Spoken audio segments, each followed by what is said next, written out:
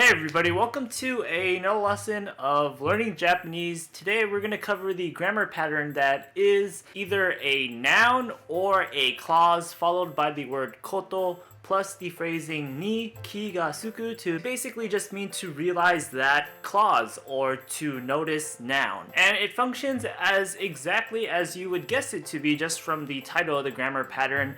When you use it with a noun, you're just basically expressing that you're noticing a noun, and when you use it with a clause, you're just expressing that you realized whatever the clause is. As for the construct of the grammar pattern itself, there's nothing too complicated here. It's pretty straightforward just from the title. Again, the one fact that we simply need to know is that when we're using this grammar pattern with clauses as opposed to nouns, we have that koto right after the clause to just basically translate to that, as in I realize that clause. So yeah, without further ado, let's just jump into some example sentences to get a better idea of this. So for our first example sentence, we have the line "Essay o kousei shite takusan no machigai ni気がつきました." And what this line is going to translate to is just basically, I proofread my essay and noticed a lot of mistakes. Let's break down the sentence bit by bit. First up, we have essay, which is just going to be essay. We have the particle o marking the essay as the direct object of the verb that is about to come, which is going to be the verbal noun kousei suru, which means to proofread, basically, to revise. Since it's a verbal noun, we're going to be conjugating the suru into shite because we want to continue the sentence onwards. And now in the second part of the sentence is where we're going to implement the grammar pattern. So the first word in the second clause is going to be takusan, which means a lot. Now we have the noun of a noun modification going on here with the particle no. So takusan no machigai.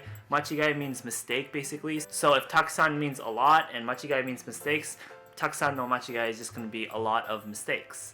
And now this is where we're going to use the grammar pattern. So right after machigai, all we have to do is add the default phrasing ni kiga tsuku, but we're going to conjugate tsuku, the verb, into the past plain form because this was happening in the past, so tsuku turns into tsukimashita. And so yeah, you notice here that we're using the grammar pattern with a noun this time around, so all we really have to do is just add the default phrasing right after the noun and conjugate the verb tsuku into whatever respective conjugation it needs to be in to express what we want to express. So once again, altogether the sentence is essay o kousei shite takusan no machigai ni kiga tsukimashita is I proofread my essay and noticed a lot of mistakes.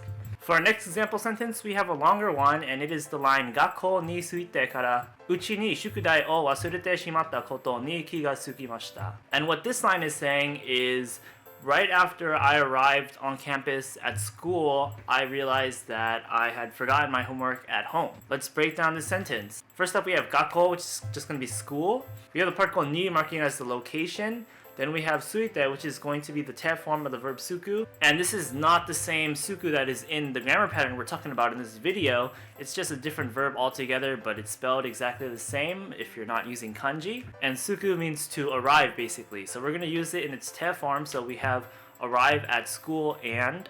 But we're also going to follow the te form of suku, tsuite, with the conjunction kara. And this is a grammar pattern that we've gone over before. When we use the te form followed by kara, it basically means and, but there's an emphasis on the sequentiality. So right after kara, we move on to the second part of the sentence, and first up we have uchi, which is just going to be home or house. We have ni marking the home as the location. We have the word shukudai, which means homework. It's a noun. We're going to mark it as the direct object of the verb that's about to come with the direct object particle o. And now our verb is going to be wasureru, which is going to mean to forget. But we're going to conjugate into its te form, so wasurete. And we're going to follow that with the verb shimao because the te form of a verb plus the extra verb shimao is going to mean regrettably did the verb, basically. We've covered that in a previous video as well. We're going to conjugate shimao into its past plain form so it becomes shimatta because this happened in the past.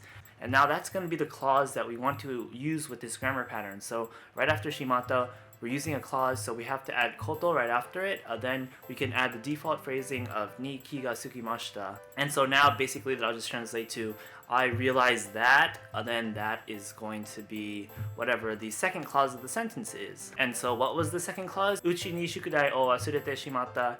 I forgot my homework at home, so I realized that I forgot my homework at home. Combine that with the first clause, and it's basically just right after I arrived at school, I realized that I forgot my homework at home. Gakkou ni tsuite kara uchi ni shukudai o wasurete shimatta koto ni気がつきました. For our last example sentence, we have a pretty simpler line, and that is Kouen de watashi no soba ni iru inu ni気がついた.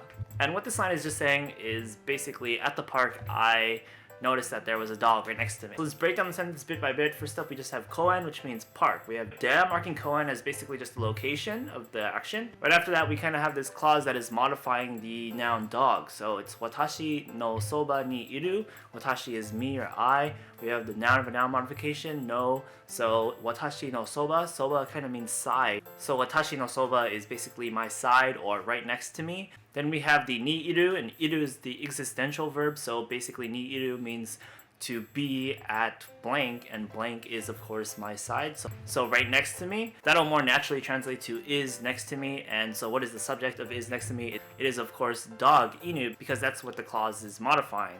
So watashi no soba ni iru, inu is going to be dog that is next to me. And so inu is going to be a noun, so now we can use the grammar pattern to modify inu. Since it's a noun, all we have to do is add the default phrasing. So inu, right after that we just add ni kiga tsuku. We're going to conjugate tsuku into the past tense because we realized or noticed in the past. We're going to choose the plain past form this time, so tsuku turns into tsuita. And so now we can put it all together, and once again we have kouen de watashi no soba ni iru inu ni kiga tsuita is at the park I noticed there was a dog right next to me. And so yeah, that's how we're using the ni kiga tsuku grammar pattern to mean I noticed that blank, if blank is a clause, or I noticed noun if we're using a noun. And altogether it's pretty simple. All you really have to do is just add the default phrasing, and be mindful if you're using a sentence that you just have to kind of end it with koto and then ni kiga tsuku.